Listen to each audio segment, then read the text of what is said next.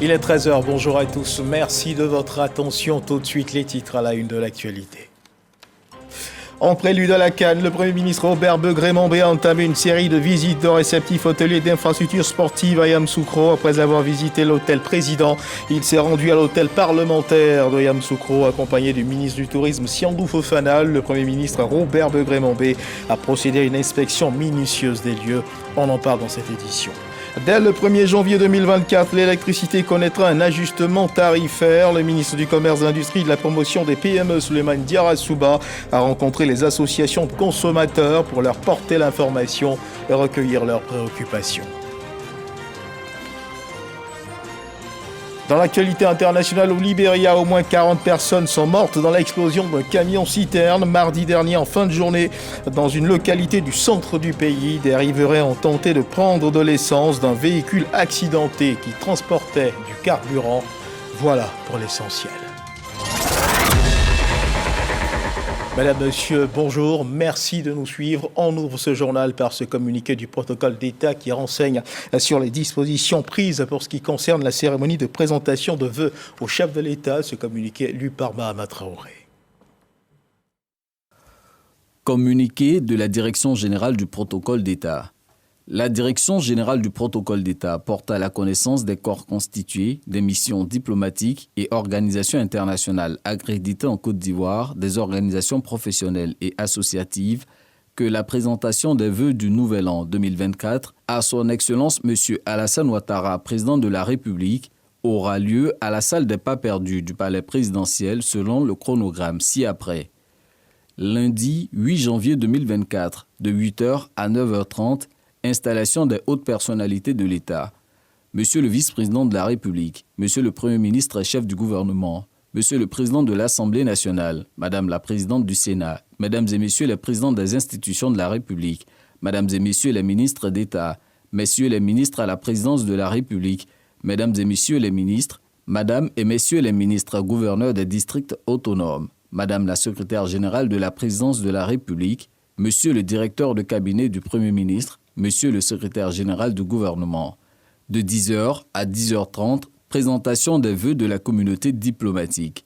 Mesdames et Messieurs les chefs de mission diplomatiques, Mesdames et Messieurs les représentants des organisations internationales, Mesdames et Messieurs les consuls honoraires, Mesdames et Messieurs les ambassadeurs au département central. 10h45, 11h30, présentation des vœux des bureaux, des institutions de la République et des autorités judiciaires. Assemblée nationale, Sénat, hauts représentants du président de la République, Conseil constitutionnel, Conseil supérieur de la magistrature, Cour de cassation, Conseil d'État, Cour des comptes, Conseil économique, social, environnemental et culturel, Médiature de la République, Grande chancellerie de l'ordre national, Grande chancellerie honoraire, Commission électorale indépendante, Inspection générale d'État, Haute autorité pour la bonne gouvernance. Messieurs les procureurs généraux près la Cour de cassation et le Conseil d'État et la Cour des comptes. Monsieur le premier avocat général du parquet général près la Cour de cassation et le Conseil d'État. Mesdames et Messieurs les avocats généraux. Mesdames et Messieurs les premiers présidents des cours d'appel d'Abidjan, de Boaké, de Daloa, de Korogo et de commerce d'Abidjan. Mesdames et Messieurs les procureurs généraux près les cours d'appel d'Abidjan, de Boaké, de Daloa, de Korogo et de commerce d'Abidjan. Mesdames et Messieurs les présidents des tribunaux de première instance d'Abidjan et de Yopougon, de commerce d'Abidjan et du pôle pénal économique et financier. Mesdames et Messieurs les procureurs de la République, près les tribunaux de première instance d'Abidjan, de commerce, de Yopougon et du pôle pénal économique et financier. Madame le bâtonnier de l'Ordre des avocats de Côte d'Ivoire. Jeudi 11 janvier 2024, de 10h à 10h30. Présentation des vœux de l'administration du territoire, des partis et groupements politiques. Mesdames et Messieurs les préfets de région, Mesdames et Messieurs les présidents des conseils régionaux, Mesdames et Messieurs les membres du bureau de l'Union des villes et communes de Côte d'Ivoire, Mesdames, Messieurs les maires du district autonome d'Abidjan, Monsieur le maire de la commune de Yamoussoukro, Mesdames et Messieurs les présidents ou secrétaires généraux des partis et groupements politiques, de 10h à 11h30. Présentation des vœux des forces armées de Côte d'Ivoire. Monsieur le général de corps d'armée, chef d'état-major général des armées. Monsieur le général de corps d'armée, commandant supérieur de la gendarmerie nationale. Monsieur l'administrateur général, directeur général de la police nationale, Monsieur le directeur général des douanes, Monsieur le directeur général des affaires maritimes et portuaires, Monsieur le directeur général des forêts et de la faune et leurs collaborateurs. Lundi 15 janvier 2024, de 10h à 10h30, présentation des vœux du monde académique, des entreprises publiques, du secteur privé et de la société civile. Monsieur le président de l'Académie des sciences, des arts, des cultures d'Afrique et des diasporas africaines, ASCAD. Mesdames et messieurs les présidents des universités publiques de Côte d'Ivoire. Madame la présidente du Conseil national des droits de l'homme de Côte d'Ivoire. Messieurs les présidents des autorités de régulation. Messieurs les présidents des chambres consulaires. Mesdames et messieurs les présidents de conseils d'administration et directeurs des entreprises publiques et parapubliques. Messieurs les présidents de la Confédération générale des entreprises de Côte d'Ivoire, CGECI, de la plateforme unique des petites et moyennes entreprises PU-PME et de la Fédération ivoirienne des petites et moyennes entreprises FIPME.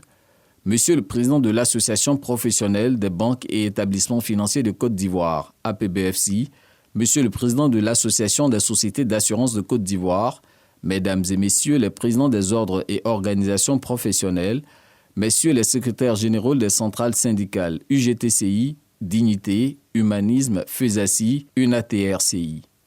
Monsieur le président du Haut Conseil du patronat des entreprises de transport routier, Monsieur le président de la Fédération nationale des commerçants de Côte d'Ivoire, Monsieur le président de la Ligue ivoirienne des droits de l'homme, Monsieur le président du Mouvement ivoirien des droits de l'homme, Monsieur le président d'Action pour la protection des droits de l'homme. De 10h45 à 11h30, présentation des vœux de la chefferie traditionnelle et des guides religieux. Monsieur le vice-président et 30 membres du directoire national de la Chambre nationale des rois et chefs traditionnels. Monsieur le président et 30 membres du Forum national des confessions religieuses. Monsieur le président et 30 membres du Conseil supérieur des imams, COSIM. Un cocktail est offert par le chef de l'État dans les jardins du palais de la présidence de la République au terme de chaque passage. Nota bene, les cartons d'invitation sont à retirer au ministère des Affaires étrangères, de l'intégration africaine et des Ivoiriens de l'extérieur auprès de la Direction générale du protocole d'État du mardi 2 au vendredi 5 janvier 2024 de 9h à 17h. Les personnalités ci-dessus sont priées de se présenter aux dates indiquées dans le présent communiqué 30 minutes au plus tard avant l'heure de passage. Un communiqué de la Direction générale du protocole d'État, lu pour vous par Mahama Traoré. Nous le disions à l'entame de cette édition dans les titres en mission travail à Yamoussoukro dans le cadre du suivi des travaux engagés pour les préparatifs de la CAN. Le Premier ministre Robert Begré-Mambé a entamé une série de visites. Il a visité l'hôtel parlementaire de Yamoussoukro, accompagné du ministre du Tourisme Siandou Fofana. Le Premier ministre Robert Begré-Mambé, comme vous pouvez le voir sur ces images, a procédé donc à une inspection minutieuse des lieux afin de se rassurer que toutes les dispositions sont réunies pour recevoir les visiteurs qui viendront à la faveur de cette Coupe d'Afrique des Nations qu'accueille la Côte d'Ivoire.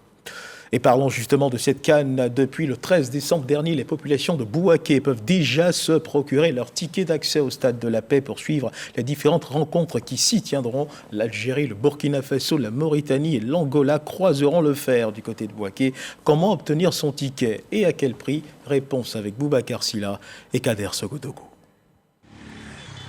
À Bouaké, la mise en vente des tickets physiques d'accès aux rencontres de la Coupe d'Afrique des Nations de football a démarré depuis le 13 décembre 2023. 3 points de vente ont été choisis par les responsables locaux du comité d'organisation de la Coupe d'Afrique des Nations.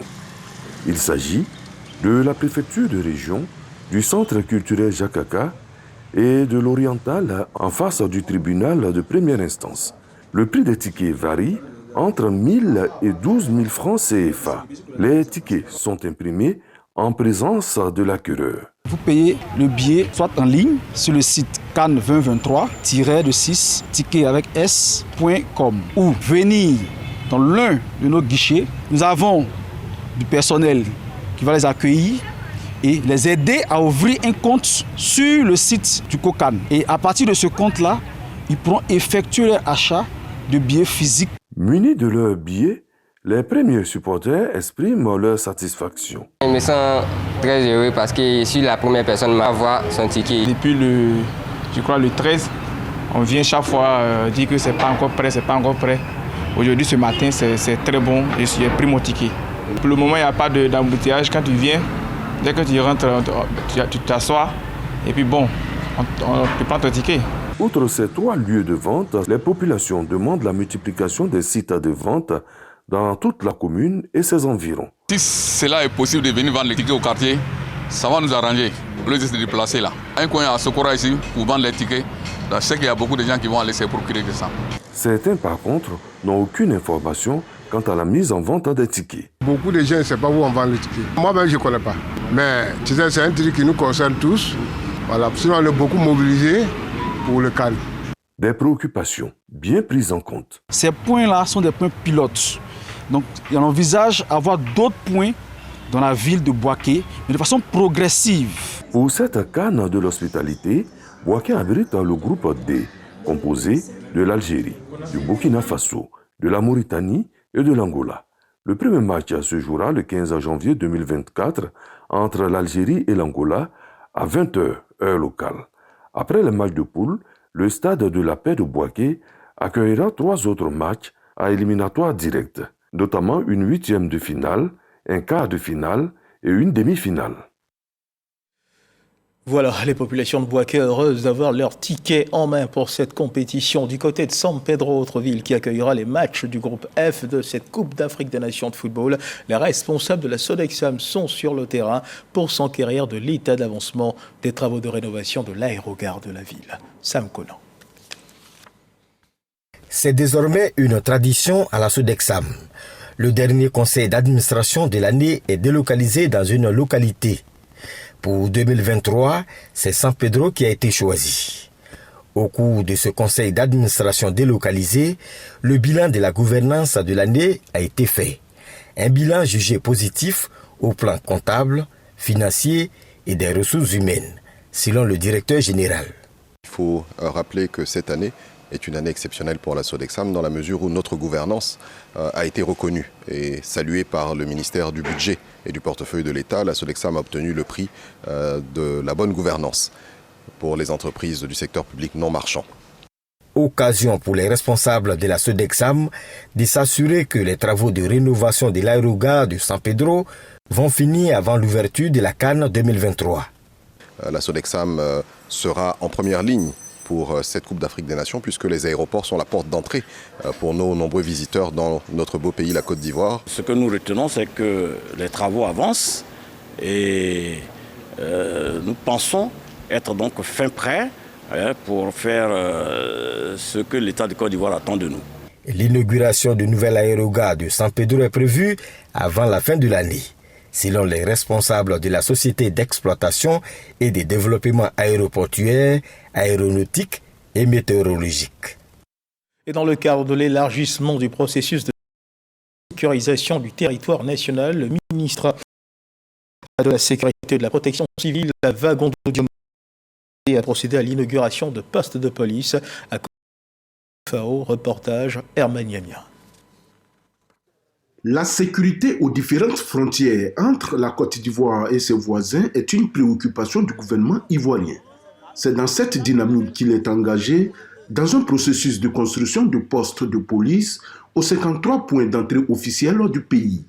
En inaugurant ce jour les postes de police frontières de Takikro et de Soko, c'est la matérialisation de cet engagement affiché, au grand bonheur des populations riveraines. Nous vous prions, Monsieur le ministre, de bien vouloir transmettre notre reconnaissance au président de la République, son Excellence Alassane Ouattara, pour son don inestimable. La construction de ces 2 postes de police a été possible grâce à un financement de la République fédérale d'Allemagne et mise en œuvre par l'Organisation internationale pour les migrations OIM. Le contexte sécuritaire actuel de la sous-région, caractérisé malheureusement par une menace terroriste toujours présente, et par la recrudescence des crimes transfrontaliers comme la traite des personnes et le trafic illicite des migrants, impose des actions communes afin de relever ces nombreux défis. Le ministre d'État Kobina Kwasi Agumani, par ailleurs président du conseil régional du Gontogo, tout en exprimant sa gratitude au président Alassane Ouattara pour ses actions de développement, a assuré aux autorités que le terrorisme ne passera pas par sa région. Monsieur le ministre, je puis vous assurer que les populations de nos régions sont disposés à collaborer pleinement, à porter toutes les informations utiles à la connaissance des forces de sécurité afin de leur permettre d'être plus efficaces dans l'accomplissement de leur mission. Le ministre de l'Intérieur et de la Sécurité a indiqué qu'à quelques semaines de l'ouverture de la CAN qui se tient en Côte d'Ivoire, toutes les dispositions doivent être prises pour garantir la sécurité des populations. Vous êtes d'accord avec moi que nous sommes à l'orée de la Coupe d'Afrique des Nations. Les dispositions particulières doivent être prises pour identifier tous ceux qui rentrent et qui sortent et contribuer ainsi au renforcement de la sécurité des uns et des autres. C'est une dynamique dans laquelle nous nous trouvons. Plusieurs postes seront construits après cela pour que nous puissions avoir un meilleur contrôle du flux migratoire. Les chefs de ces deux postes de police ont été présentés aux populations. Pour faciliter leur mission, ils ont reçu 2 véhicules de type 4x4 et 10 motos. C'est par une visite des lieux que cette double cérémonie a pris fin. Dès le 1er janvier 2024, l'électricité connaîtra un ajustement tarifaire. Le ministre du Commerce, de l'Industrie et de la Promotion des PME, Souleymane Diarra-Souba, a rencontré les associations de consommateurs hier pour leur porter l'information et recueillir leurs préoccupations. Franck Quadio. Ajustement tarifaire de 10% de l'électricité dès janvier 2024. Le ministre du Commerce, de l'Industrie et de la Promotion des PME, Souleymane Diarra-Souba, rencontre le secteur privé et les associations de consommateurs. Une telle mesure était une mesure importante.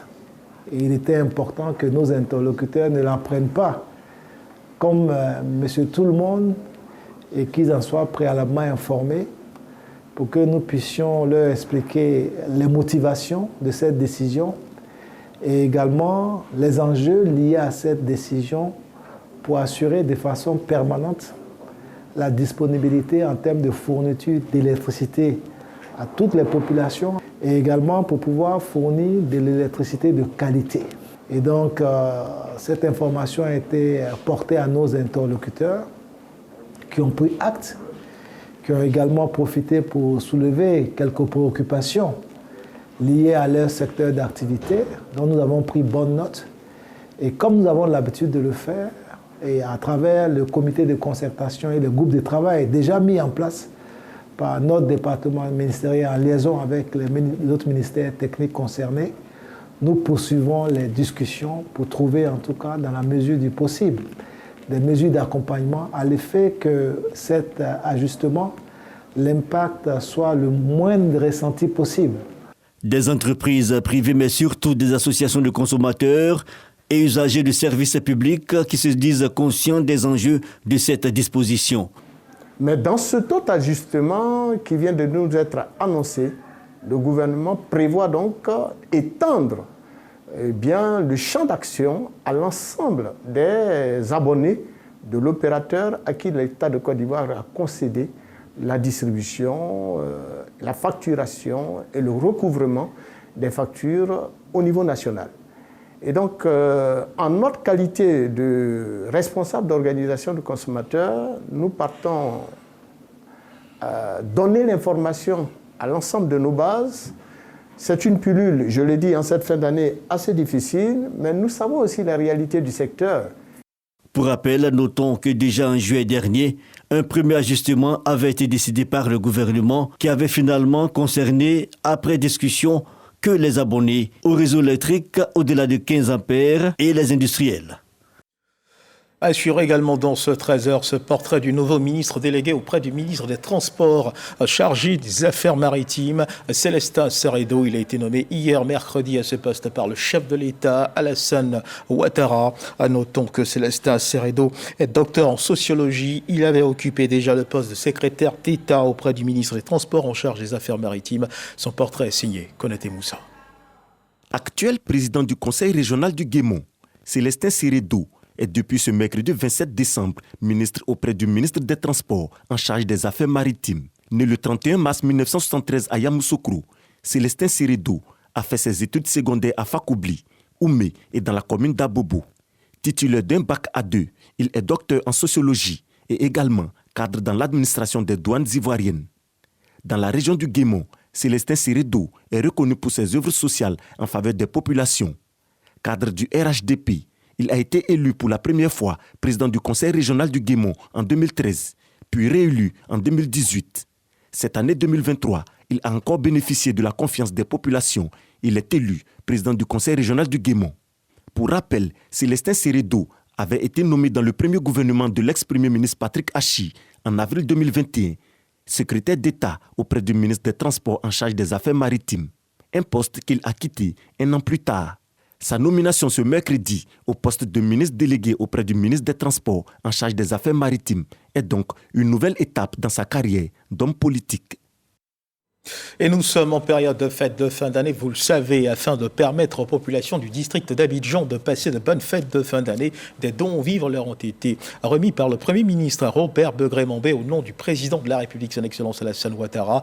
C'était en présence de Ibrahim Cissé Bakongo, nouvellement nommé ministre-gouverneur du district autonome d'Abidjan. Franck Kouadio. Des accolades entre anciens et nouveaux ministres-gouverneurs du district d'Abidjan, moment fort de l'entame de cette remise symbolique officielle de kits alimentaires du président de la République Alassane Ouattara aux populations d'Abidjan. Des kits composés de plusieurs tonnes de riz, d'huile, de pâques de volaille, entre autres. Le Premier ministre Robert Begré-Mambé, au nom du président de la République, remet symboliquement le don à différentes franges de la population. Il y a des familles qui sont dans la précarité et nous croyons que le geste du président de la République est toujours le bienvenu et cela met du baume au cœur des populations. Les actions du président de la République apportent le soulagement, apportent le réconfort, apportent de l'espérance dans des cœurs et dans des vies. C'est pourquoi nous saluons à juste titre ces actions et nous prions Dieu que le président vive longtemps, que chaque année il puisse faire en cette fin d'année du bien à l'ensemble de ses concitoyens. La cérémonie est symbolique. Nous en profitons pour demander à Allah subhanahu wa ta'ala de toujours élever positivement le chef de l'État. Le partage et la solidarité sont les maîtres mots qui donnent sens à cette cérémonie, comme le traduit le Premier ministre Robert Begré-Mambé. Aujourd'hui, nous sommes réunis simplement parce que c'est une tradition et le président Alassane veut qu'à chaque fin d'année, nous trouvions l'occasion de nous retrouver pour que, ensemble, nous partageons le peu que nous avons. Donc, en son nom, je voudrais vous souhaiter déjà bonne et heureuse année 2024, mais surtout, vous demander de vous mettre en prière, de descendre les costumes parce qu'on sera tous en maillot, en tricot, quels que soient les tricots, on s'en va tous sur le terrain de bataille qui sera désormais soit le stade de Bempé, soit le stade de Faux-Boigny, pour qu'on en finisse avec la canne en même temps. Le chef du gouvernement, ancien ministre-gouverneur du district d'Abidjan, qui avant la passation des charges a tenu à rendre hommage à son successeur présent, Ibrahim Cissé Bakongo, dont il salue les qualités. Le ministre Cissé Bakongo, c'est un homme d'action. Il ne faut pas dormir avec lui, sinon il va vous laisser sur la route, il va continuer. Je vous demande de l'aider, de l'aimer. Et le président sait pourquoi il a choisi.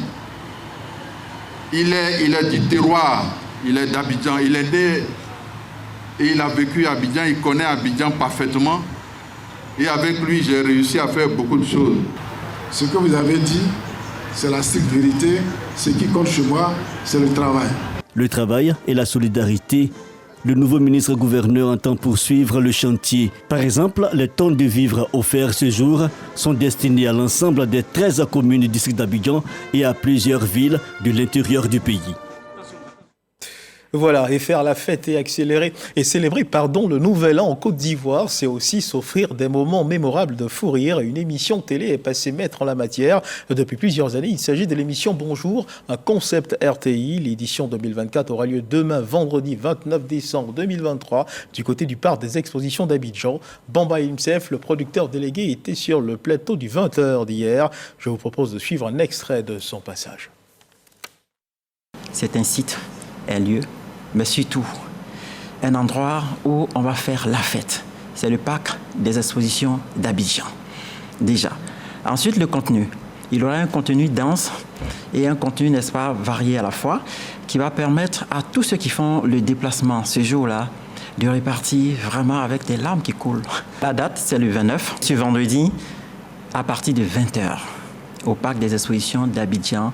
Et on va démarrer en trombe pour vous donner ce qu'il y a de mieux en termes de joie, d'humour, de plaisir. Et c'est de permettre aux Ivoiriens de se retrouver dans une forme de convivialité, mais pas seulement. Il va y avoir beaucoup de surprises. Qu'est-ce que vous promettez à tous ces Ivoiriens qui vont faire le déplacement? Alors déjà, des artistes de haut vol. Il faut dire qu'ils sont là. Ils sont gonflés à bloc. Je viens de suivre la dernière répétition. Et là, j'ai regardé plusieurs fois, mais je continue de rire encore jusqu'à sur ton plateau encore. C'est pour dire qu'ils vont donner, n'est-ce pas, ce qu'il y a de mieux. Cette année, le thème, c'est la Côte d'Ivoire solidaire. Permettre aux Ivoiriens de se retrouver en un lieu, mais surtout de vibrer ensemble. Et surtout avec notre parrain qui, depuis, nous soutient à Bonjour, qui est aujourd'hui le Premier ministre de la Côte d'Ivoire. Prenez des mouchoirs pour bien rire, mais surtout, installez-vous très rapidement. À partir de 17h déjà, nous allons ouvrir les portes pour permettre à toute la population de s'installer. Et surtout, n'oubliez pas, il y aura un plan de circulation qui va vous permettre d'arriver au site sans difficulté. Merci déjà. Et rendez-vous donc au Partex Exposition pour un moment de fou rire avec l'émission Bonjour 2024. Un mot de religion dans ce journal réuni hier mercredi à Yamoussoukro. Les évêques et archevêques de l'Église catholique de Côte d'Ivoire se sont prononcés sur la publication du Vatican du 18 décembre dernier portant sur la bénédiction des couples en situation irrégulière et des couples de même sexe. Ils ne sont pas en accord avec les décisions du Vatican. On en sait plus avec Grace Kando.